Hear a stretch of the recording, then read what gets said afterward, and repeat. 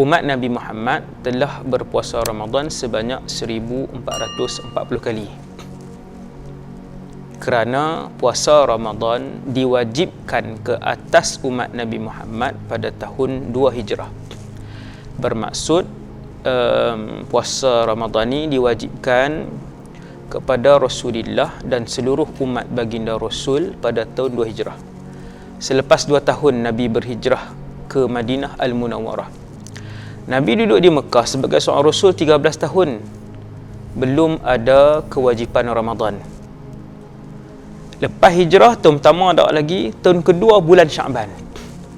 Baru turun ayat, Ya ayyuhalladzina amanu kutiba alaikumusiyam, dengan sesiapa yang melihat di kalangan kalian anak bulan falyasum, maka berpuasalah. Jadi ayat yang mewajibkan puasa Ramadan ke atas umat Nabi Muhammad itu turun pada tahun 2 Hijrah. Tuan-tuan bayangkan, sudah 1440 kali umat Rasulullah SAW ini bertemu dengan bulan yang mulia ini, itulah bulan Ramadan. Yang ketiganya, tuan-tuan, puasa ini bukanlah ibadat pertama yang diberikan ke atas umat Nabi Muhammad, tetapi puasa ini kama kutiba alal ladzina min qablikum adalah satu ibadat yang telah difardukan kepada kalian, kata Allah, iaitu umat Nabi Muhammad, seperti mana puasa ini juga pernah dan telah difardukan kepada umat-umat yang terdahulu. Kalau kita berasa susah untuk berpuasa, saya dan kita semua, maka kita kena ingat seluruh umat-umat tauhid yang terdahulu, rasul-rasul yang terdahulu, umat-umat mereka juga berpuasa. Subhanallah. Seronok kita rasa ada satu hubungan yang begitu rapat di antara semua orang Islam di dalam alam ini, sejak daripada zaman Nabi Adam AS sampai hari ini yang 1441 tahun ini. Ibadah ini, jenis menahan lapar dan dahaga ini pernah dilakukan oleh umat-umat yang terdahulu juga. Alhamdulillah, di atas Tuhan yang satu ini, Tuhan yang Esa ini, yang mengumpulkan ke semua umat, yang membuatkan kita berasa sangat rindu dengan umat-umat terdahulu, rasa nak jumpa kerana Tuhan kita satu, ibadah kita satu, syariat kita berbeza, cuma agama kita itu satu, iaitulah Islam keseluruhannya. Menurut Al-Imam Syarqawi, Rasulullah SAW berpuasa sebanyak 9 kali Ramadan. Baginda wafat pada tahun 11 Hijrah. Puasa wajib pada tahun 2, 3, 4, 5, 6, 7, 8, 9, 10. Betul? 9 kali Ramadan. Nabi berpuasa 9 kali Ramadan. Selesai. 8 bulan sebanyak 29 hari. Nabi puasa Ramadan 9 kali. 8 kali Ramadan Nabi puasa 29 hari. 1 kali Ramadan Nabi berpuasa 30 hari. Jadi bulan Islam, Muharram, Safar, Rabiul Awal, Rabiul Akhir ni sama ada 29 atau 30. Dia tak ada 32, tak ada 31. Bulan Islam, Muharram sampailah Zulhijjah, sampai akhir 29 ataupun 30. Maka sepanjang hidup Nabi berpuasa Ramadan sebanyak 9 kali Ramadan. 8 kali Ramadan Nabi berpuasa 29 hari, dan 1 kali Ramadan Nabi berpuasa 30 hari. Siapa yang tak perasan, balik buka kalender Islam, kalender Hijri, kalender Hijriyah tu, tengok Muharram berapa hari, Safar, Rabiul Awal berapa hari, Rabiul Akhir berapa hari, Jamadil Awal berapa hari, Jamadil Akhir berapa hari, tengok yang tu. Okey, kemudian ada pendapat yang mengatakan hanya 2 kali atau 5 kali sebulan penuh. Bila sebut ada pendapat, tuan-tuan hafal satu cukuplah untuk mudah ingat. Nabi puasa Ramadan 9 kali. 8 kali Ramadan Nabi berpuasa sebanyak 29 hari, 1 kali Ramadan Nabi berpuasa 30 hari. Selesai soalan pertama. Kemudian istilah Ramadan disebutkan oleh musannif di sini. Dulu orang Arab ketika nak meletakkan nama bulan, selalunya, tak semua, tetapi kebanyakan bulan Ramadan ni jatuh pada musim panas. Jatuh pada musim panas. Maka dinamakan Ramadan daripada madatu ramad, ra mim dad, yang bermaksud panas. Ada juga pendapat yang mengatakan Ramadan ini mampu membakar dosa-dosa yang telah dilakukan. Itu pendapat para ulama. Erti puasa dalam bahasa Arab, puasa saumun, puasa saumu Ramadan, puasa Ramadan. Alif lam sad waw mim. As-saum dalam bahasa artinya menahan diri daripada sesuatu, menahan. Dari segi bahasa ni maksudnya dalam kamus Dewan Bahasa Arab. Buka kamus Dewan Bahasa Arab, Lisanul Arab ke, apa nama ni, kitab Lisanul Arab dan selainnya. Tuan-tuan buka perkataan saumun, dia akan tulis al-imsak, menahan. Itu secara bahasa, dari segi bahasa. Dari segi bahasa.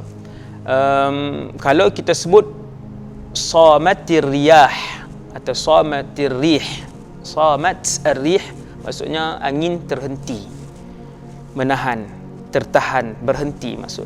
Okey. Begitu juga samat al-khiyal, kuda berhenti, tertahan kuda. Kuda ketika musim perang tidak dikeluarkan ke medan perang, dia letakkan di dalam kandang, maka disebut samat al-khiyal, khuyul, samatil khuyul. Okey ya, tuan-tuan. Itu dari segi bahasa. Dari segi syarak, apa maksud dari segi syarak? Maksudnya perkataan saum, kalau dalam kamus bermaksud menahan, tertahan. Saum, menahan. Al-imsak. Kalau dalam kitab fiqh, saumun bermaksud menahan diri.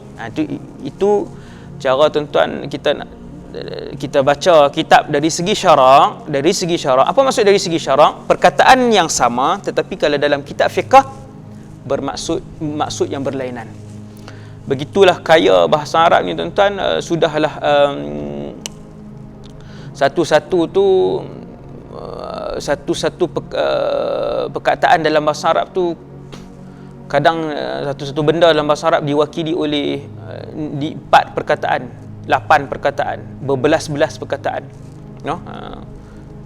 macam singa, asadun singa, hizabrun singa, naufal singa, apa lagi, semua tu merujuk pada Usamah singa, kan? Semua tu singa. Ini kaya perkataan Arab, kaya perkataan Arab. Sudahlah satu-satu benda dalam bahasa Arab ni boleh diwakili oleh banyak perkataan. Kemudian kalau perkataan tu duduk dalam ilmu ni, maksud dia lain pula. Dia duduk dalam ilmu ni, maksud dia lain. Duduk dalam ilmu ni, maksudnya lain. Dan pelbagai. Gitulah, subhanallah. Dari segi syarak, ia bermaksud apa? Ia tu puasa. Ataupun saumun, kalau tengok dalam kitab fiqh apa maksudnya? Menahan diri daripada makan dan minum serta segala yang boleh membatalkan puasa. Apa lagi selain makan dan minum? Selain makan dan minum, yang boleh membatalkan puasa, murtad, kan? Okey. Jadi puasa ialah menahan diri daripada makan dan minum serta segala yang boleh membatalkan puasa, seperti memasukkan sesuatu fi ihdas sabilain, ke dalam salah satu daripada dua jalan, qubul ataupun dubur. Jadi kita jaga diri kita daripada makan, minum serta semua yang boleh membatalkan puasa. Daripada bila?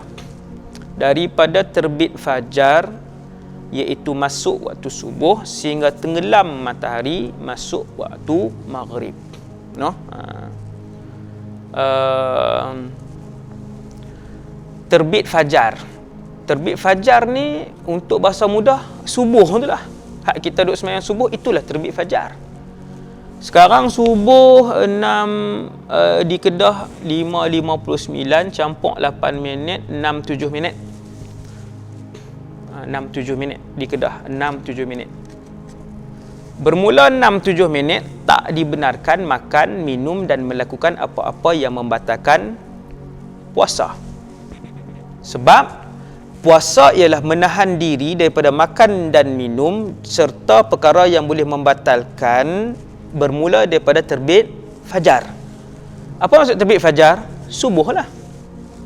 Fajar ada dua, fajar kadhib, fajar sadiq. Fajar kadhib, fajar sadiq. Mula-mula dia akan keluar dulu fajar kadhib. Selepas daripada tu dia akan keluar fajar sadiq. Fajar sadiq itu subuh. Fajar sadiq itu subuh. Nah, fajar kazib ni dia menegak macam tu. Fajar sadiq pula dia berserakan. Okey. Kemudian jadi terbit fajar. Apa ni terbit fajar? Terbit fajar ni ialah subuh. Senang. Terbit fajar ialah subuh. Bilakah berakhir puasa? Tenggelam matahari. Benda apa tenggelam matahari, Ustaz? Tenggelam matahari ni maghrib. Tenggelam matahari maghrib. Jadi ada yang pertama terbit fajar kazib. Yang kedua terbit fajar sadiq. Yang ketiga terbit matahari. Terbit matahari. Yang keempat ada tergelincir matahari. Yang kelima ada tenggelam matahari. Ada lima istilah. Yang pertama terbit fajar kazib, yang ni tak subuh lagi. Kedua terbit fajar sadiq, ini subuh.